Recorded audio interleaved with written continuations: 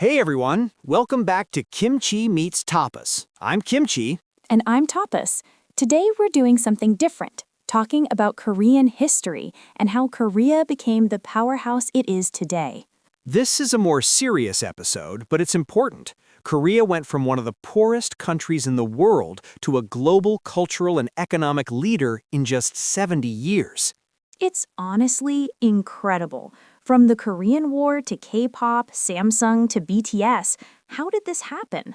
Through hardship, resilience, and what we call Han, a uniquely Korean concept of collective sorrow and perseverance. And we'll teach you important Korean words and phrases related to this history. Let's dive in. Okay, Kimchi, let's start with the Korean War. I'm embarrassed to say I didn't know much about it before meeting you. Most people don't. It's called the Forgotten War in the West, but in Korea, it's Yukio Jeonjang, the 625 War, named after the date it started, June 25, 1950. What happened? Korea was occupied by Japan from 1910 to 1945. When Japan surrendered after World War II, Korea was divided at the 38th parallel, Sampalson. Divided by whom? The Soviet Union occupied the north, the US occupied the south. It was supposed to be temporary, but it became permanent. Two separate governments formed. And then war broke out? Yes, in 1950, North Korea, Bukhan, invaded South Korea, Namhan. The war lasted 3 years and was devastating. How devastating. Millions died, cities were destroyed, families were separated, Isangajok, separated families. My own grandmother was separated from her brother. She never saw him again. I'm so sorry, Kimchi. It's okay, but this is why Korea takes reunification, Tongil, so seriously. Families are still divided after 70-plus years. The war ended in 1953, right? Technically, it paused. There's an armistice, Hujon, but no peace treaty. Korea is still technically at war. That's insane. The DMZ, or the Demilitarized Zone, is one of the most heavily militarized borders in the world. The name is ironic. What was Korea like after the war? Destroyed. Seoul was rubble. South Korea was one of the poorest countries on Earth. People were starving. And now it's the 10th largest economy in the world. Exactly. That's why this story is so important. The transformation is called Hangang의 기적, the miracle on the Han River. The Han River runs through Seoul, right? Yes, from the 1960s to 1990s, Korea experienced rapid economic growth, 경제 발전. How did they do it? Through education, hard work, and government planning, Korea focused on manufacturing, technology, and exports. What does ppalli mean? Quickly, quickly. It's the Korean work ethic. Everything must be done fast and efficiently. This mentality drove industrialization. But at what cost? Good question. Korea became wealthy, but people worked insane hours. Yagen, or overtime work, is extremely common. Work-life balance was terrible. Still is, from what I understand. It's improving, but yes, Korea has some of the longest working hours in the developed world. What industries led the growth? Chaebol, large family-owned conglomerates. Samsung, Hyundai, LG, SK. These companies became global giants. And they still dominate Korea's economy? Completely. The top 10 chaebol controls about 80% of Korea's GDP. It's controversial. Why controversial?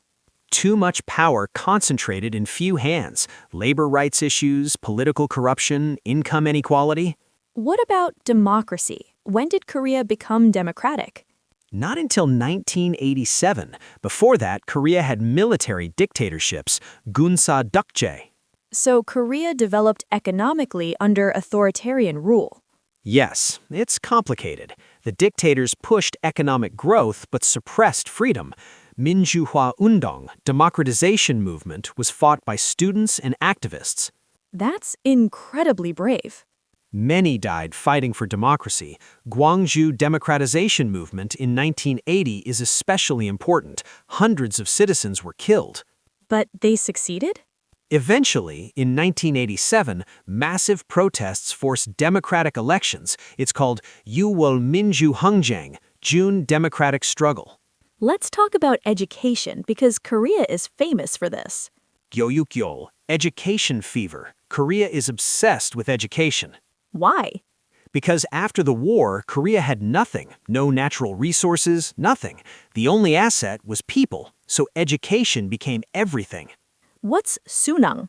The College Scholastic Ability Test. It's the most important day in a Korean student's life. One test determines which university you attend, which determines your entire future. One test? Yes, students study 12 to 16 hours a day for years. Hagwon, or private academies, are everywhere. Kids go to school, then Hagwon until 10 p.m. Because Korea puts too much pressure on the kids, Korea ranks high in youth depression and suicide rates. What about Hallyu? That describes the modern era. Life is too competitive. It's sad, but with time, Korea is changing for the better. The old generation, Hyundai, stubborn old people, resist change, but young people are pushing for reform. Now, let's talk about Korea's cultural explosion, Hallyu, the Korean wave.